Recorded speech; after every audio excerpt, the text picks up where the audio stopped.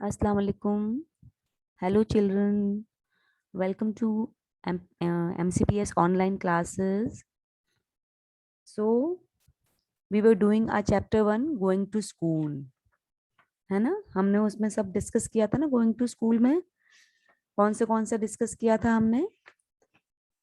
हम लोगों ने स्कूल का डिस्कस किया था कि कुछ लोग बैम्बू ब्रिज से जाते हैं स्कूल, कुछ ट्रॉली में जाते हैं, कुछ लोग वेलम से जाते हैं, कोई कैमल कार्ट से जाता है, कोई बुलक कार्ट से जाता है, कोई बाइसिकल से जाता है. So now we will discuss about jugaad vehicle. What is jugaad vehicle? Take out your page number 7 and look at this, that what is jugaad vehicle. Look at a special transport. It sounds put when it runs. ये एक special transport होता है और जब चलता है तो क्या आवाज आती है? पुट की आवाज आती है. Is it not something special? ये एकदम आपको स्पेशल नहीं लग रहा है जैसे कि आपको पिक्चर में नजर आ रहा है? The front looks like a motorcycle but the carriage at the back is made out of the planks of wood. जो पहले का जो हिस्सा है उसमें आगे मोटरसाइकिल लग रही है और जो पीछे का जो हिस्सा है वो लकड़ी के टुकड़ों को जोड़ जोड़ के बनाया गया है. इसीलिए इसको जुगाड़ व्हीकल बोला गया है. जुगाड़ का मतलब ये क्या? जगह जगह से चीजें कलेक्ट करी हुई जो वेस्ट हो जाती है, जिनको यूज नहीं करते हैं. जैसे किसी की मोटरसाइकिल खराब हो गई तो उसने उसका आगे का हिस्सा तो फेंक दिया, पीछे का हिस्सा उसका कुछ यूज का नहीं था तो उसके ऊपर उसने लकड़ियां लगा के और उसको एक ट्रॉली टाइप बना ली. कोई उसको सामान इधर से उधर ले जाने के लिए यूज करता है, और कोई उसको जैसे पिक्चर में शो कर रहा है उसको गाड़ी में बैठने वाला बना के और ट्रैवल करने वाला बनाने वाला शो करता है ना?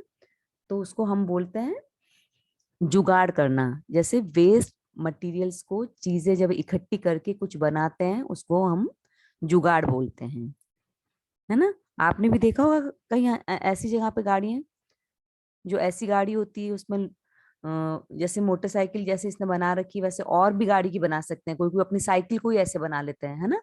साइकिल वाला बनाता है ना, देखिए आपने रिक्शा देखिए, साइकिल वाला पीछे अपने रिक्शा सीट लगा लेता है पीछे एक, और सीट लगा के एक ऊपर से एक एम्ब्रेला टाइप लगा लेते हैं या कोई कवर करने का बना लेते हैं और वो एक रिक्शा बन जाता है. इसी तरीके से ऐसे कई व्हीकल्स बनते हैं जिनको हम असेंबल करते हैं. असेंबल मतलब कि पुरानी चीजें इकट्ठी करके बनाते हैं और उसको जुगाड़ व्हीकल बोलते हैं. Do you have such vehicles in your area? आपके एरिया में अपने भी आपने ऐसी व्हीकल्स देखी है? जरूर देखी होगी आपने, है ना? What do you call them in your area? You will write on your own, है ना? सबके एरिया में अलग अलग टाइप की व्हीकल नजर आती है. You will write on your own. Would you like to ride in something like this and why? आप भी ऐसी व्हीकल में बैठना पसंद करेंगे और क्यों? जरूर पसंद करेंगे आप लोग ऐसी व्हीकल में बैठना, क्योंकि इस तरीके की व्हीकल में बैठना अपने आप में एक फन होता है ना? मजा आता है ना ऐसी व्हीकल्स में बैठ के जाने में? देख रहे हो ना आप पिक्चर में कैसे बच्चे भी एंजॉय कर रहे हैं उस व्हीकल में बैठ के. Can you tell why it is called jugaad? जुगाड़ क्यों बोला जाता है इसको? बताया ना मैंने आपको. अलग अलग चीजों को इकट्ठा करके जब एक व्हीकल बना दिया जाता है तो उसको जुगाड़ बोला जाता है ना? इसलिए उसको जुगाड़ बोलते हैं. The jugaad has been made by using waste material. Why don't you also try to make something by putting together some waste material?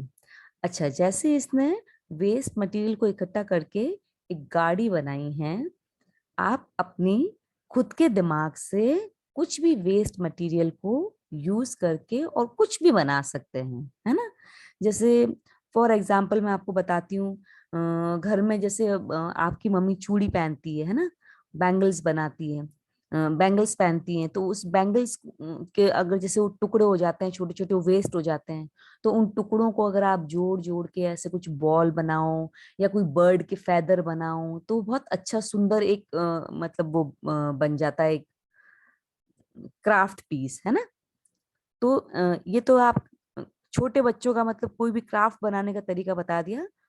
And can you think of a place where none of these vehicles can reach? Yes, there are such places.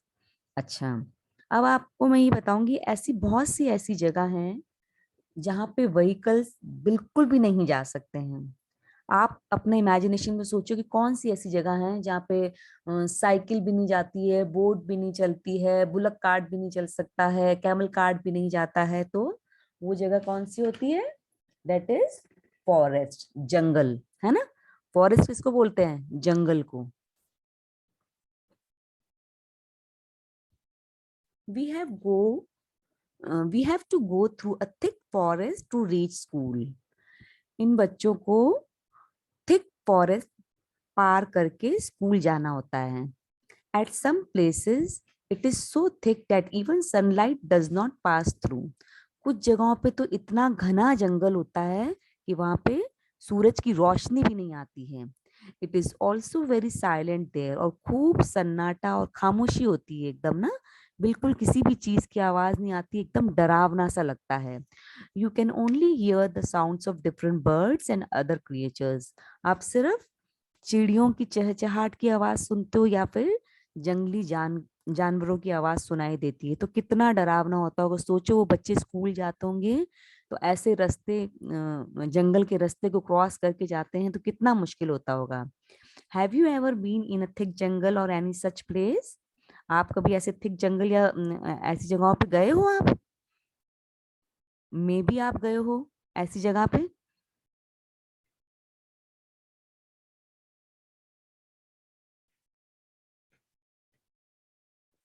Now moving to next, moving on the snow. See how we reach school. We go to school through miles of snow. We hold hands and walk carefully. ये लोग बर्फीले area में रहते हैं। बर्फीला area वो होता है जहाँ पे बर्फ गिरती है, जैसे कि जम्मू एंड कश्मीर, शिमला, उत्तराखंड, ऐसी जगहों पे बर्फ गिरती है। तो जहाँ पे बर्फ गिरती है तो इनको अपने बर्फ वाले एरिया को क्रॉस करके अपनी स्कूल जाना पड़ता है। If the snow is soft, our feet sink into it. इनको इतनी दिक्कत होती है बर्फ बर्फ वाले एरिया में से जब ये जाते हैं तब। तो जैसे अगर जब ये लोग जा रहे होते हैं तो रास्ते में अगर स्नो सॉफ्ट होती है, मतलब जैसे एकदम नरम बर्फ होती है, तो वहां पे इनके पाँव धंसने का डर होता है। तो एक दूसरे को हाथ पकड़ के ये लोग, जैसे देख रहे हो ना पिक्चर में, देख रहे हो आप लोग कैसे हाथ पकड़ के जा रहे हैं ये लोग एक दूसरे का, है ना। तो जब जहाँ पे बर्फ एकदम सॉफ्ट होती है तो वहां आसानी से गड्ढा हो जाता है या एकदम से आपका पाँव वहां पे धंस जाता है ना। तो गिरने का डर रहता है आपको। And when the snow is frozen, we may slip and fall. और जहाँ पे कहीं कहीं एरिया ऐसे होती है जहाँ पे बर्फ एकदम सख्त भी होती है, तो वहां पे स्लिप होने का डर होता है। जैसे आप देखते हो ना कि आपके फ्रिज के अंदर जो बर्फ के क्यूब्स रखे हुए होते हैं एकदम हार्ड हो जाते हैं, तो आप उनको हाथ में भी लेते हो तो स्लिप हो जाते हैं हाथ में से, है ना। और जो बर्फ का गोला आप खाते हो वो एकदम सॉफ्ट सॉफ्ट होता है, इजीली आपकी उंगली भी उसके अंदर से घुस जाती है ना। Have you ever seen so much snow? आपने इतनी बर्फ देखी है? देखी होगी शायद, अगर आप जम्मू एंड कश्मीर गए होगे या आप उत्तराखंड या शिमला गए होंगे, या आपने पिक्चर्स में देखी होगी, है ना। Do you think that such places have snow all the time and why? आपको पता है कि ऐसी जगहों पे हर वक्त बर्फ होती है और क्यों होती है? हाँ, ऐसी जगहों पे मैक्सिमम बर्फ होती है, जैसे जम्मू एंड कश्मीर में उसके टॉप एरिया है, जो जम्मू एंड कश्मीर का सबसे ऊंचाई वाला जो हाइट वाली जगह है, वहां पे हमेशा बर्फ होती है। और शिमला वगैरह है, वहां पे सिर्फ 2 महीने के लिए बर्फ होती है। देन है rocky paths. We live in the mountains, the paths are rocky and uneven. Uttarakhand में लोग पहाड़ों पे रहते हैं और ऊंचा नीचा रास्ता होता है। कहीं पे एकदम बड़े पत्थर होते हैं, कहीं पे छोटे पत्थर होते हैं, कहीं पे पहाड़ बने हुए होते हैं। The childrens who live in the plains will find it difficult to walk on these. जो लोग प्लेन्स में, जहाँ पे एकदम सपाट जमीन सीधा रास्ता होता है, उनको जरूर दिक्कत होगी अगर वो इस तरीके के रास्तों से जाएं। ये लोग को तो आदत होती है, ये लोग बचपन से ऐसे एरिया में रह रहे होते हैं। उत्तराखंड जो जगह दिखाई ना यहाँ पे, तो ये बचपन से ऐसे एरिया में रह रहे हैं, तो इनको बिल्कुल आदत होती है इस तरीके के एरिया में वॉक करने की। तो वो यहाँ पे आराम से चल के जा सकते हैं। पर हम लोग जब जो सीधे एरिया में रहते हैं, जहाँ पे सीधी रोड्स वगैरह होती है या सीधी जमीन होती है, तो हम आराम से हम लोग जाते हैं, तो हमको नहीं आदत होती है ऊबड़ खाबड़ रास्तों में से चलने की। But we can easily race up and down.